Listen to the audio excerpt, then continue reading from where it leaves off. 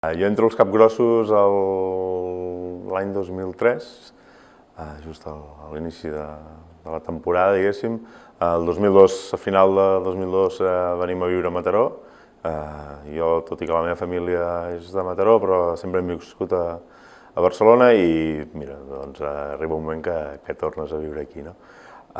Venim això, penso que el novembre del 2002 vam venir a viure aquí a Mataró i jo ja havia fet castells amb la colla de Sants, la meva dona és de Vilafranca i per tant també sempre hem tingut molta vinculació amb el tema aquest dels castells, no?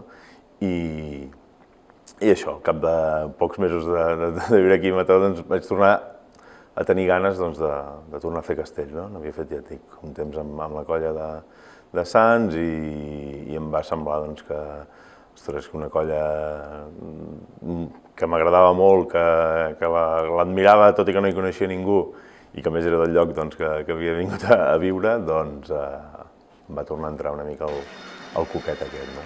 Jo penso que és una cosa que has de viure. Per mi els castells avui en dia són com una cosa improbable, no? Gairebé, vull dir, un grup de gent absolutament heterogeni amb la qual, amb molta d'aquesta gent, no hi tindries cap mena de relació fora del que és la colla, doncs s'ajunta per fer una cosa que és absolutament etèria i que s'acaba en el moment que s'ha acabat, no?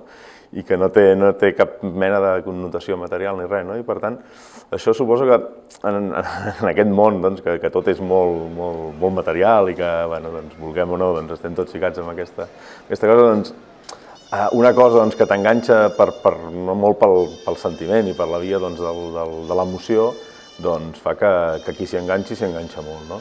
Hi ha molta gent també que passa per la colla i veu que això no és el seu, no? Però jo penso que a la gent que l'enganxa, doncs l'enganxa d'una manera molt forta.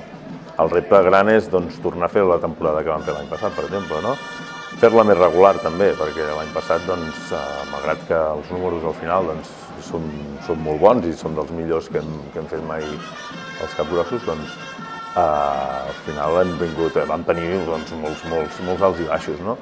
Mataró ha aconseguit tenir una colla que porta el nom de la ciutat arreu, continuar que siguem una colla puntera, que puguem continuar, quan anem a fora i els Capgrossos fem aquell castell, d'alguna manera ho fa Mataró, no? I això també a la gent li ha de resultar engrescador.